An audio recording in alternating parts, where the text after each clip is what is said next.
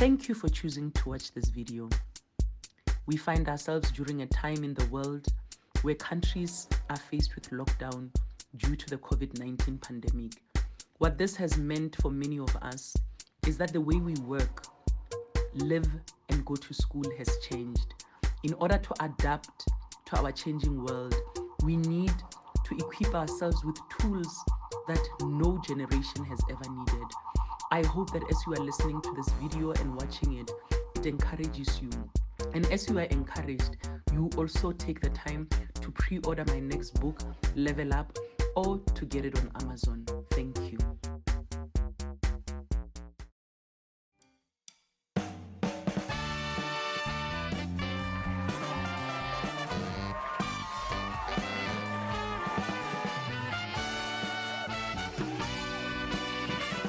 Yeah, thank you so much, Jan Ben. We are excited to be talking about sex this evening. It's going to be really good. And so I think without any further ado, let's welcome our guests, Dylan and Mantsha.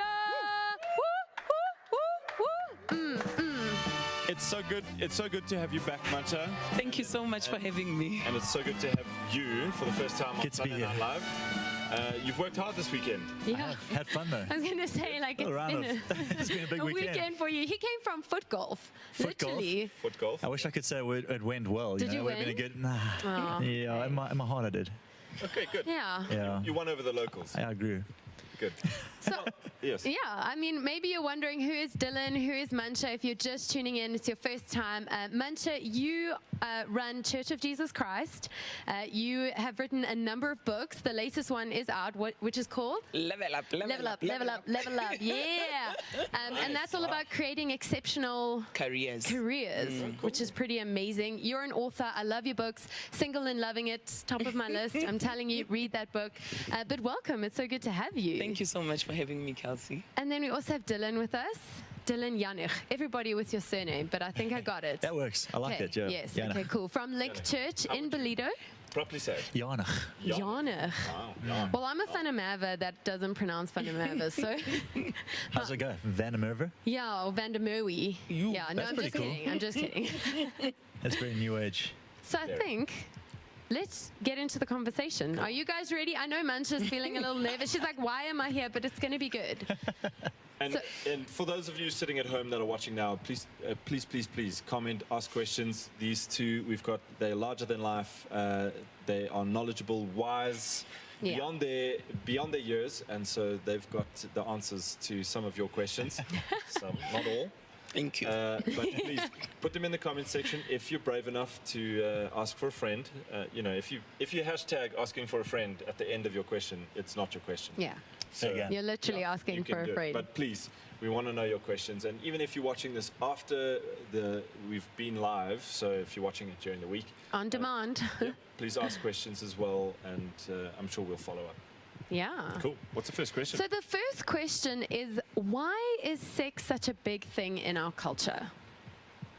Is that for me first? Or? I feel like this is just right into your sweet spot. Like, why is it such a big deal? So I think it's because of the mystery that is around it, and because You see Mantsha. Go, girl.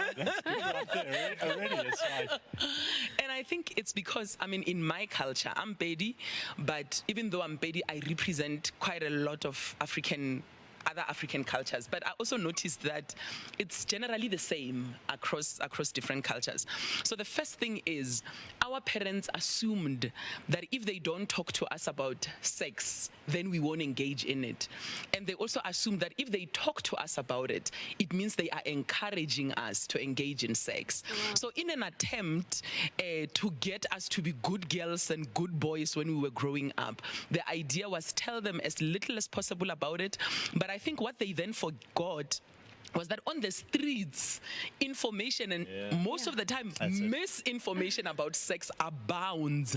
And the idea on the streets is to get you as curious as possible about sex. And I think the second thing that makes our parents to be like that, and I mean, now I'm the parent, the reason why we are like that is because we think about our own mistakes. And in an attempt to shield the generation that comes after us from the mistakes that we made, we then go overboard and we actually do the one thing that makes them to be curious about sex. Okay. That's crazy good. Yeah. That's crazy good. Mine is simpler than I think the unknown of it. That's just simply what it is. Anything that's unknown is confusing, complex. It becomes taboo because no one's really talking about it. Exactly. Yeah. That's why tonight's pretty cool. And of course, the image that Hollywood has portrayed about this idea of sex has really messed our minds up a little bit around what it could look like. You know, we have no genuine what it looks like with a kind of healthy relationship. So. Yeah. That's what it is, the unknown. I like this. Yeah. And I just want to give our viewers some context of you guys. I thought of that while you guys were answering it, just going, well, Mantsha, you are a single lady and you lead a church. You are an avid runner. I remember that one. You're an author and all of these things, a speaker. And then Dylan, you lead a church down in Belito and you have how many children with your 4 wife? kids. 4 kids? 4 kids, yeah. Okay. 3 girls and a boy. There you go. You. So we've tried to get a varied kind of Yeah. spectrum, and anyway. And you're also single, married. I'm married, 2 kids. So okay, cool. Any other questions? So That's all we have. yeah, we have one from Warren that's just come up, which I think is Yes. quite a good question. Is sex just physical? It's like the biggest, like... I feel like we'll throw this to you, Dylan. You guys are not even like, look, it depends. Are you a guy or are you a girl? Because like, for my wife, intimacy, sex in our marriage is for her a far more than physical experience. It's emotional. I mean, for both of us, for sure, but for her, far more so. I would assume many ladies would agree with this, but like, for us to pursue a healthy sex life or a healthy intimacy, it means me doing things like the dishes, making little gestures. There's an emotional journey toward the moments of intimacy, far more so with a girl than a guy. For a guy, you know, the picture's enough. You know, like she is enough. Is that enough information? Well, yeah. Safe. Yeah. That's safe. Yeah. I think for a guy, physical is it's a real deal. Like 90% physical, right? I see her, and I'm like, this is all we ever dreamed of, you know. Whereas for her, it's a whole journey toward that moment. So, yeah. So it's a lot more. There's a lot more that goes into it. totally. Yeah, from my experience. From your experience. Yeah. Notice the stop starts in our language. Like, Yeah. hashtag we're still learning. Here we go. Yeah. And we'll continue to learn. Yeah, but I think it's really helpful in a context like this to have a conversation, whether you're married or not, single or not. I think Ruan also asked a question now, but it's really helpful, I think, even as a single person to go, okay, we're actually going to talk about sex, and it's not going to be taboo, it's not going to be something that's hidden. But for me, that just created so much like freedom to be able to say, hey, I have some questions. And a question that came in actually from someone was, what is the biggest difference between the expectation of sex versus the reality, especially like, let's say, your first time? Because that's built up quite a bit, you know, after the wedding, like, what was the biggest difference between the expectation? Is sex worth the hype? Yeah. Wow. Sounds like you wanted to jump in there, Kev. I don't. Kevity? It's just, you know. This question is just for the two of you. Kevity. Yours is coming. Mantsha, yours is coming. Don't worry. Don't worry, we'll get you. I think, I mean, for again, it's back to the emotional thing. There is an emotional, relational journey to sex. It really just isn't a physical one-off act. It doesn't start there, it doesn't end there. And so, yeah, the wedding night, many would laugh. Those who are married and have explored that journey and whatever, many would laugh and say, it just wasn't what we anticipated, you know. It's Not just at all. exactly right. Not at all. Let's just call it what it is, you know. I mean, you go in, you think, hey, this is going to be Hollywood kind of style. Or Certainly not as a style. guy, yeah. Or watch my language, yeah. But it's going to look like Hollywood, you know, and it's just not. It's awkward. Yeah. And each party feels totally different about it, you know. Yes. So yeah, it's a long journey, like for sure. It's just that's the beauty of it in its rightful place, right? Yeah. Yeah. Is that it grows over time. It doesn't lose its momentum over time if it's healthy and it's journeyed well, and we see each other in light of how each person pursues it. Over time, it gets more fun, it gets more exciting, it gets more adventurous. Whatever that looks like, it's healthy, right? Yeah. So no, day one doesn't look like that at all, actually. And Not at all. Mantsha, for you, maybe, how do you view sex as a single person? So I think one, coming from the type of culture and from the church that I come from, talking about sex is quite hard. And being an author of a book called Single and Loving It, I'm expected to talk about sex a lot. Yeah. Because single people want to know, so what must they do now? Because when you are in your 20s, you have this hope that you're going to get married. But when the more you approach like late 30s, 40s, actually that hope begins to dim. And you are confronted with a new question that you've never had growing up, which is, if I never get married, does it mean I have to abstain forever? Yeah. And that's a question that nobody talks about. And that's a question that everyone assumes that we all have an answer for. Yeah. So we are very clear as Christian people that if you are not married, you are supposed to abstain. But we were always given a carrot, abstain, be a good girl, because when you are married, then you're not going to have sexual issues. But now when you are 55 and you've never been married and it looks like you'll never get married, there's no carrot anymore. So I think... what I've then found, I think in the past 4 years or so, when I've been talking about sex a bit more and thinking about what it means for me as a person as well, because, you know, I'm going to give an example that is not very good. So, you know, when a woman is pregnant, the milk from the boobs will only start coming when the child is about to come. Our boobs, when we are not pregnant, don't have milk. Why didn't God come up with a similar formula for sex so that you don't have sexual feelings? That's really good, eh? When you don't have really a man next If you enjoyed that, come on, just shout. If you enjoyed that, I personally want to see the hands go up, because that was like fire emoji stuff. So I think then Great example, by the way. the challenge now is when we talk about abstinence, we don't talk about the fact that, but you have the sexual feelings. What do you do? We have a God-given sex drive. So, And if you don't have it, you should go to the doctor, I think. Yes, do. So what do you do with those? So I think, I mean, I'll take it back to scripture, that self-control is a fruit of the Spirit. Yeah, come on, and it's good. self-control, in as much as single people, we have to exercise it, and those who are married can confirm that even when you are married, if you happen to be attracted to someone, you can't say, oh no, I don't have to exercise. You still exercise self-control even when you are married. So I think it's just important for us to say, the feelings will be there. I mean, I've prayed the prayers, Holy Spirit, take them away. He didn't comply. You know, me and you both. And it's because at that time we were taught fast, pray, and the feelings will go away. Then when they don't go away, they frustrate you. But now I think I understand that they are part of my life. That's and so in the good. same way, if I see a Porsche that I like, I don't grab it if it's not mine. I don't have to do anything about feeling a certain way. It's just about control. But a lot of us are walking around feeling quite guilty about the fact that we have sexual feelings. Yeah. And we end up even looking outside at wrong things for solutions, because in the church, discussions like this are just not there. Yeah. Yep. Yeah, that's great. I think that's good. I'm just like, I come don't on, know girl. what I mean. So people have answered to our hype question: is sex worth the hype? And somebody says people are very tired after a wedding. That's Melissa. And then another question here is: why is sex reserved for marriage? Why can't couples sleep together if they are dating and committed to each other? And that, I mean, both of you can answer, because we can just take it right out of scripture, I think. Yeah, look, I think one of the things someone once described it as, I mean, there's so many ways to look at it. I mean, for sure, it's straight out of the Bible in terms of God has boundaries for this. It's a healthy boundary. But they said you wouldn't light a fire in a log cabin. Like, you wouldn't do that, you know. Yeah, fireplace, there's a place to light fires. Yeah. Now, the sexual drives we have, it's a burning desire. It's strong. It's exciting. It's robust. It's not just a one-off thing. It's in us. It's simmering all the time. And so you got to know where you want to light that thing. And I think one of the greatest things is realizing that marriage is God's gift to where that fire burns best. It just burns best there. It's the boundary he gave. It's the joy of the journey. You can figure stuff out as you go on this journey committed together.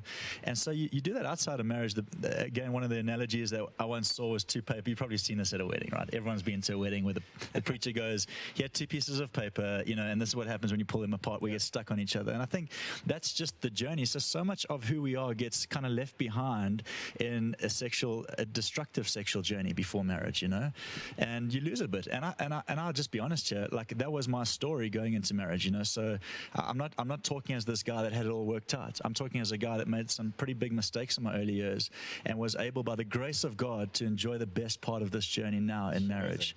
And I think that's important. Someone might be hearing that going, gosh, what do I do? There's grace for your season, But just realize marriage is where the fire burns best. Yeah. And I think when we're dealing with people who are hurt in relationships, most of the hurt is because of those sexual relationships that happened. Totally, yeah. And sometimes when you are counseling people as a pastor, or when you are just speaking with your friends, sometimes because you're a pastor, they're not comfortable telling you that they've been sexually involved. But in a way, you can see that there's a whole lot more pain, more hurt. I don't know if it's the same for the guys, but I think for the women, it's even greater. And if we are to be honest with ourselves, all of us who have been involved sexually outside of marriage know that that's probably one of the biggest pains and biggest hurt that we have had to deal with. And I think the more we don't talk about it, the more we create a picture that, life was like super, super perfect. We've never made mistakes. And even people who have made mistakes, as you've said earlier, they feel like there's no grace for them. And people don't backslide because they don't want God anymore. They backslide because they feel like, oh my God, I've let God down so many times. But I think that knowledge that there's grace for you. But at the same time, then, if you are that person who is involved sexually and you're still continuing now is a good time to stop. And I always say, if you are in a relationship with someone and you're sexually active and you want to stop, don't discuss and say, yeah, let's stop, but let's continue with the relationship. It's probably better, even if it's for some time, if you are ultimately going to get married, to say, okay, let's stop being sexually involved, but let's also be apart. Because now you're going to have to deal with a cycle of always saying, oh no, we had decided that we're not going to sleep together. I don't know what happened. The clothes just fell off my body, And then we have to keep on discussing it over and over and over again. So, Dylan, this one would be for you. How would you communicate your desires to your partner? So, in marriage, what's a healthy way of, I don't know.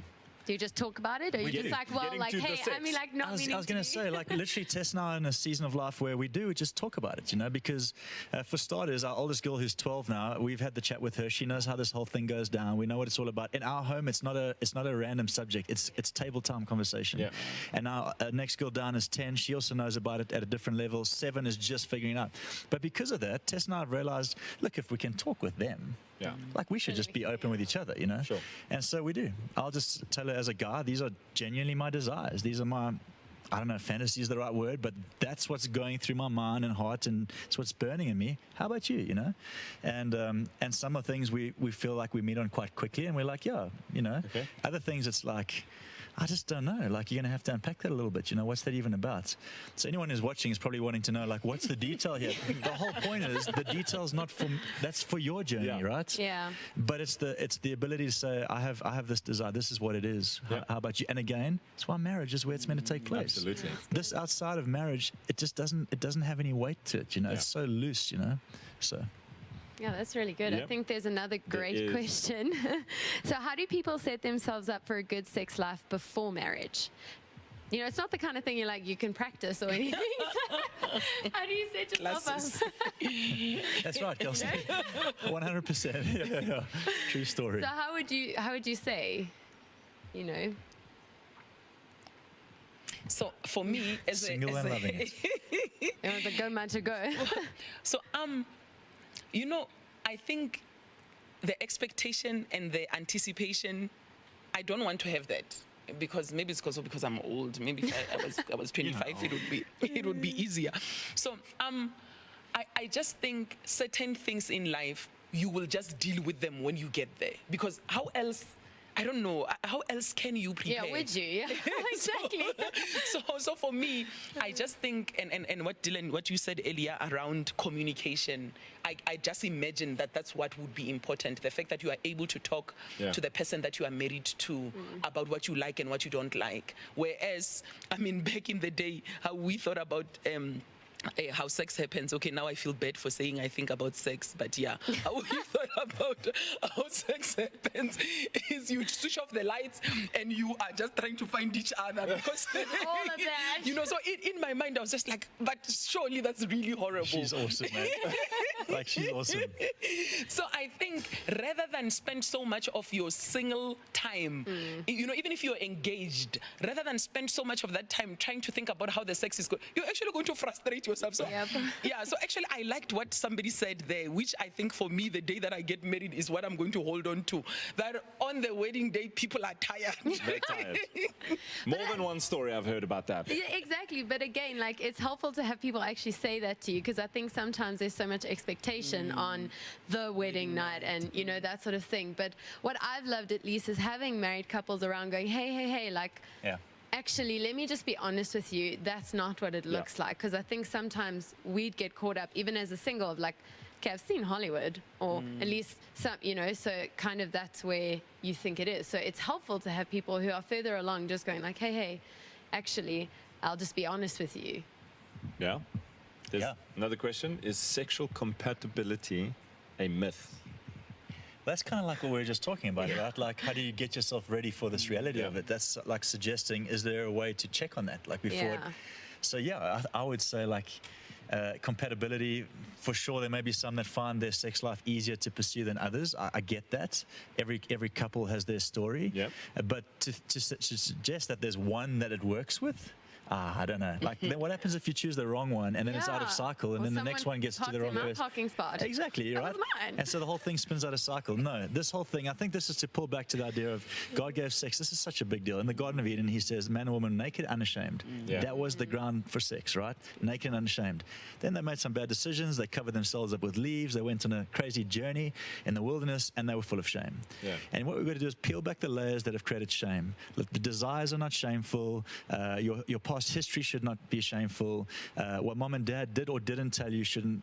Let's Yeah. peel back those layers. Let's get back to a place of nakedness, which is, this is what I desire. And it is, this is kind of who I am. And it is, that wasn't great. Could we try that again? That's naked and unashamed. That's good. So yeah. like, can you check compatibility? No, you've just got to get into the journey together. Yeah. Like, this is why I keep saying it, like young people that, yeah, someone's shouting so good. Come on. Preach it. But like I keep saying to young guys, like, listen, take the journey slowly. There's a whole journey to how to do singleness well, which I'd love to hear more from you as well. But you know, when you do find this connection and this pursuit, and there's a dating, and we're gonna do this thing, I want to tell you, you're in for the adventure of your life. Lifetime, yeah. Don't avoid this idea that it's gonna be an adventure. It's not just like this. Yeah. It's an ongoing, and it's exciting, right? So you should look forward to it, but don't jump in too soon. Yeah. Yeah, that's good.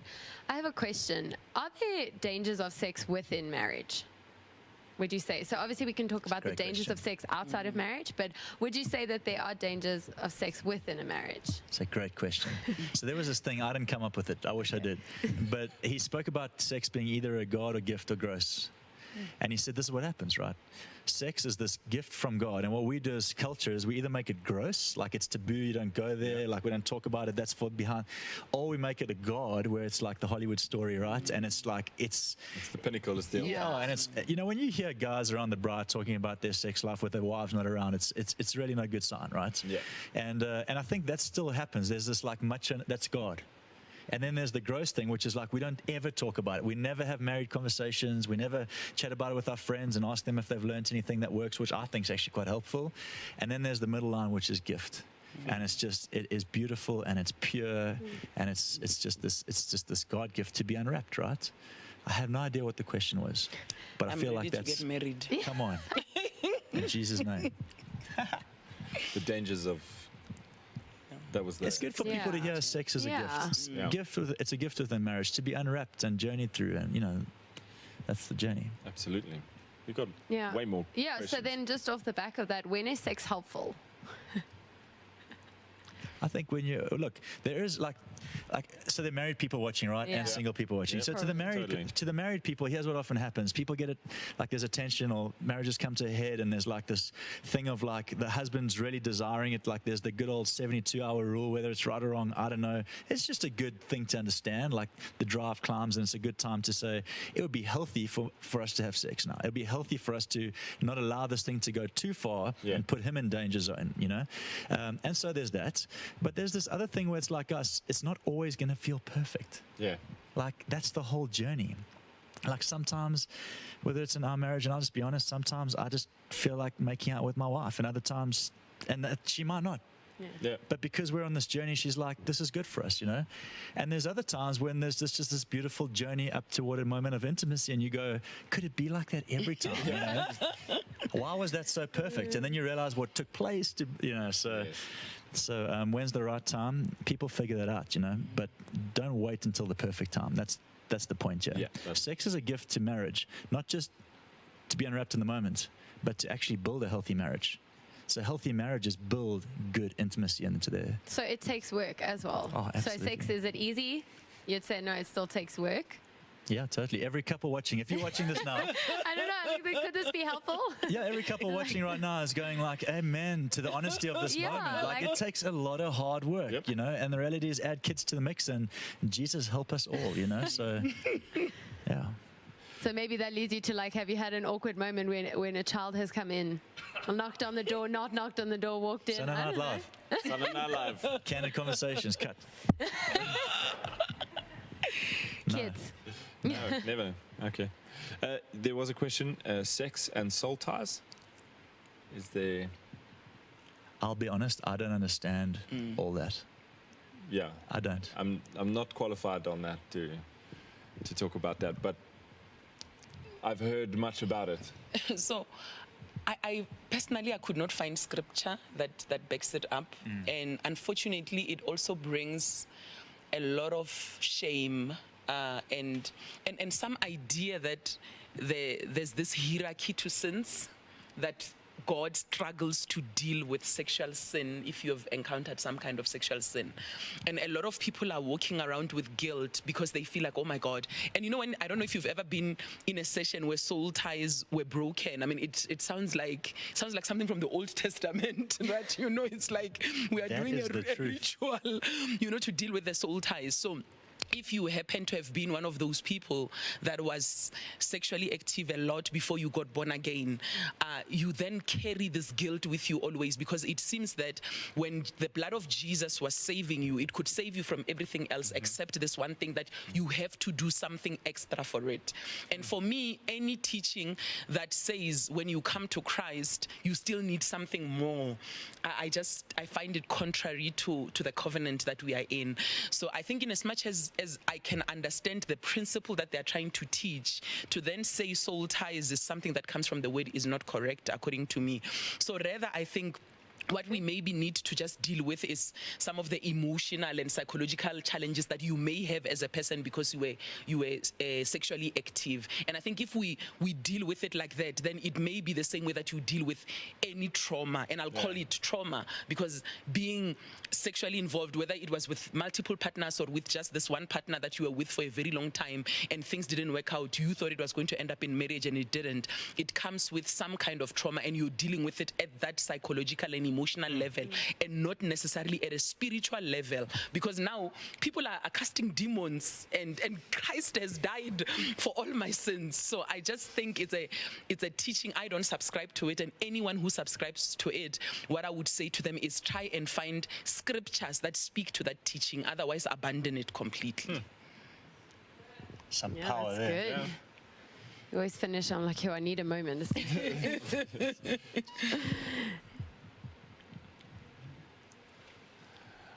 Okay, so how do we assist single people who want to get married, and how would you be friends to those people? Oh, just to have sex. These people are talking in my ear. That's the thing. I can't read. It was one of What's those not moments doing? where we All were right, both here we like, go. wait a second. Here it is. I'm gonna level with all of you. So I've got an earphone in here. Producers are talking to me. They're telling me not to read the questions on the screen. Then they're talking to me and telling me the question, and I've got it wrong. So, Kels, do you want to have a go at this? And I the think- producer is your wife, which complicates the... It's not. It's Amen. Amen. It's I think not. the Not quite. question was kind of just like, what advice would you give to a single person who just wants to get married for the sake of having sex? That sounds Almost like like- a much better question Yeah, than the one that's how I I asked. would phrase it. That's not exactly what it was, but maybe that's how I would phrase the question. Well, I was told the question twice. But there was like assisting or something. I don't know. Well, let's be honest, this happens often, right? Yeah. I mean, let's say it like this. In the church, this happens often because we realize there's this boundary, there's this moral high ground and it's all in marriage. And so sometimes at a young age you go, I know that that's the next step if I want this to become a more intimate relationship. And so you pursue the steps, you get there, you start the journey. 3-6 months, sometimes it's great. Sometimes 3-6 months in, you realize there is so much that we haven't journeyed through. We don't even know each other. Yeah. And yet we're so intimately involved. So then the question is, can it still work? Of course it can. Cheers. It's Sunday Night Live, folks. It's just going from bad to worse. I think the next thing I'm going to fall off the chair and then just creep out. What did they say in your ears that time, mate? Good grief. Well, that's down. That's a mouse that we use to read the questions, but I'll just get it from keep our asking producer. them. You know what? Without counsel, plans fail. That's what Proverbs says. Yeah. I think it might even been preached in church recently. Well, it's coming up soon. Watch this space. But without counsel, plans fail. Find somebody who's done the journey. Ask them for advice. They're going to give you some pretty interesting advice. Someone who's got a healthy marriage that you aspire to, and you're going, I want to do it. It's the next obvious step. Yeah. You'll be surprised the wisdom that can flow from someone that's walked the journey. You know. Absolutely. It's good. And then there was another question, and I will get this one right. It is, how do you deal with, so you waited for marriage to have sex in marriage, but your partner didn't. How do you deal with that? I mean, I don't know if you've dealt with this issue as pastors, with people in your church, or you've dealt with this. But how would you go about dealing or helping these people through that kind of space and journey? So I'll be honest. So Tess and our journey. I had sexual partner. She hadn't, and yet together we had been in a sexual relationship before we got married. This is setting someone free out there right now, and so when we got into marriage, we had our own issues from the way we did relationship, which is kind of what brought us together was intimacy, which is a challenge because intimacy doesn't keep you together. Yep. It's only a part of it. Yeah. And so, we went into marriage with a little bit of stuff. We actually broke up for a year. This is a cool story. Wow. Just before we got married, we got saved. And well, a few years before we got married, we got saved. And so we figured our relationship's so messed up because everything's involved, Yeah. So we broke up. We took a year off and said, hey, if something, shout out to Santana who's just sneaking through here. No one can see you, bro, but we can. Dude, I'm not And it's even gonna awesome. use Just that. give the cameras This a is wave. Sunday Night Live. Just give the cameras a wave. They'll got be my so mouse grateful. It's like magically. Yeah, I got my mouse back. I have no idea what I was saying. You're telling us your You story. broke up for a year? Oh yeah, so we gave ourselves time apart without any connection. We didn't date, we didn't see each other. Literally, Wow. We saw each other, but we weren't like hanging out because we wanted to see could we do life without each other. Were we so needy of one another, like intimately, that we couldn't be ourselves? Yeah. That's a problem. Sure. And so by the time we got married, there was a different journey. But taking into marriage, my background and then our background together, it was a process. And the best way I could say to deal with it, if this is you, is to put it in the open. Wow. Like that thing's going to find you somewhere down the line. It did for us. It's going to find you somewhere down the line. And so this is not a heavy, this is not like, oh my word, like where's the confession booth? It's not about that. Yeah. Phone a friend that you're really like this is speaking to you right now. Phone a friend and say, hi, I just need to get some advice on this. There's some stuff that hasn't been spoken about and I can feel it's starting to build. Let God's grace come upon that. There's a lot God can do with your open hands, Another question. We had this question last week. We did, yeah. Is how far is too far?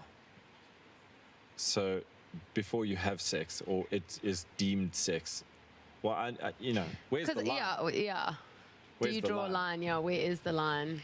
So when we were growing up in church at youth, they said the minute you ask that question, it's too far. It's probably a good indicator. True story. Yeah, exactly. Because you're starting to feel uncomfortable. That's why you're asking the question. Yes. And I think in as much as biologically we know what sex is, I think when you cross a certain line in a relationship, you actually don't need an audience member to tell you, you've crossed the line, because there's no audience. It's just the two of you. Hopefully there's no audience. Hopefully, yes. Yeah. So for many of us, I think we have become masters of silencing our conscience. Wow. And part of the culture that we live in encourages that. I'll give an example. So there was a time when you wouldn't see a lot of kissing on TV. It was strange. I remember when we were young, for those who are a little bit older, when kissing came on TV, we used to close our eyes. And if there were kids in the room... You close their eyes too? But now, if kissing happens on TV, it's not a big deal. If people, kiss to the point of even trying to get to the bed, it's not a big deal. And what you don't realize is that for us as a society, our standards keep getting lower and lower and lower. Wow. Sometimes you see a story in which somebody's trying to break up a marriage, and you catch yourself silently rooting for the side chick, and then you realize, oh my God, we are messed up as a nation. But it's because the way that they are telling the story, they are making that side chick story to look so glamorous that they make you fall in love with wrong. So in your own life as well, the more you silence, you do something you're not supposed to do, and you rationalize it in your mind, your conscience is not agreeing with it, but you silence your conscience. I mean, the Bible says at the end it's seared, and now even when it speaks, you can't hear it. So whether it's us as young people or single people or even in marriage, listen to that. And I think you can even pray if you don't hear, you don't have that discernment anymore, you don't hear your conscience anymore, you can actually ask God to say, you know what, God, I've been this girl who has been doing all these wrong things. Now I can't even tell the difference between wrong and right. Help me so that I can hear you again. Wow. So good. Any advice for people who, I suppose it wouldn't work. So I mean, they want to have sex. They're gonna do it outside of marriage. Any kind of like, hey, don't do that, and then so charge them or challenge them. And then I'd say, because there's lots of people, and I know it happens within the churches. People know this, but they still go ahead and do it. Yeah. So any challenge for them, and then any charge for those in marriage. Around sex. They're playing the music to get me out. Yeah, it's like, I know what it is. That's the closing music. This is like the piano at the Oscars. Just a quick rapid fire. So the one thing I will say, like, we all know the David story in the Bible. David and Bathsheba, classic story told about how he dropped the ball, and this amazing guy went down the wrong road and did this thing. The point is, he wasn't in the battle. He was on the roof. He should have been in the battle. Yeah. David was called to be on the front line, and he was born for the front line, and this time he was on the roof. So I would just say to anyone, like, listen, here's the thing. You could get really caught up in whether you're right or wrong, whether you should, whether you shouldn't, whether you, like, don't focus on the wrong conversation. Here's the better conversation. What's God called you to? What's the high ground? Yeah, What's the battleground look like? Are you called to reach people, make music, start a church, build a business, whatever that looks like? Get back in the battle so that your eyes don't wander across the roof, because actually that's kind of what happened, right? And even in marriage, same deal. Like for me, if I'm not in the battle, I'm going to wonder. So make sure you're doing something, like get back in the battle, Get back in the battle. Everyone's got a battle. Amazing. Yeah. Copy and paste for single people, because, and I think, I think for the longest time, certain ministries in the church were reserved for marriage. You couldn't even take on certain leadership positions as a single person. But I think the church is open now for us. And I think one of the things that we realize as the church is actually a lot of single people have additional capacity. If you don't have to iron for the pants for someone, if you don't feel like cooking, you don't cook, you can actually sit and be on Sunday Night Live, and then when the married people are gone, the single people can pack up everything. So I think that's a good idea. And I think if for us as single people, we can deny ourselves an opportunity to get depressed about our marital status, to get depressed about who I don't have, and the fact that I'm not having sex, and focus on what we have and what we can do with what we have. Because most of the time, if I wanted to get depressed about being 41 and single, I could. It's so easy. Pretty easy. It's so it doesn't take work. But the other stuff, the stuff that is important, requires work. So if you're sitting at home, you're stressed about having. I always say, sometimes as single people, we think married people are having sex every hour. Chances are they are not even having sex every hour.